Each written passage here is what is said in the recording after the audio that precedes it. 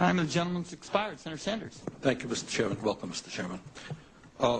We have spent a lot of time in Congress talking about the $700 billion TARP bailout, which I voted against as it happens. Not a whole lot has been talked about with regard to the $2.2 trillion that the Fed has lent out. Now, I find it absolutely extraordinary that I wrote you a letter and I said, hey, who'd you lend the money to? What were the terms of those loans? How can my constituents in Vermont get some of that money? Who makes the decisions? Do you guys sit around in a room? Do you make it? Are there conflicts of interest?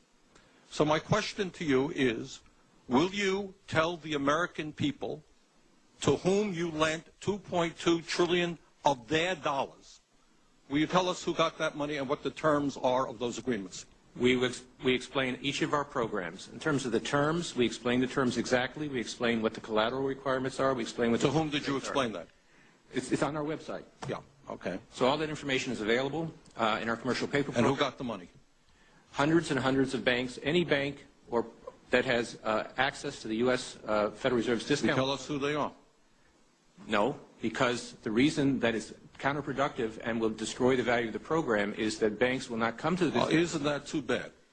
Sorry? In other words, isn't that too bad? They took the money, but they don't want to be public about the fact that they received it. We heard a whole lot about AIG. They're on the front pages. These are very now, I got banks and I have businesses in the state of Vermont who are in a lot of trouble. Not banks. Our banks, by the way, are doing pretty well. Now, how do these guys who are honest business people get it? Do you have to be a large, greedy, reckless financial institution to apply for these monies? There is no subsidy. There is no capital involved. There is no gift involved. It is a collateralized, short-term liquid loan that is both over-collateralized and is recourse to the company itself. We have never lost a penny doing it. And how can other institutions get those loans as well?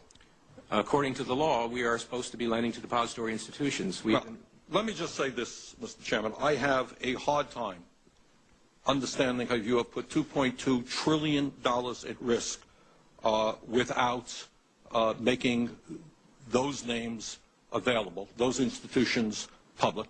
And we're going to introduce legislation today, by the way, to demand that you do that.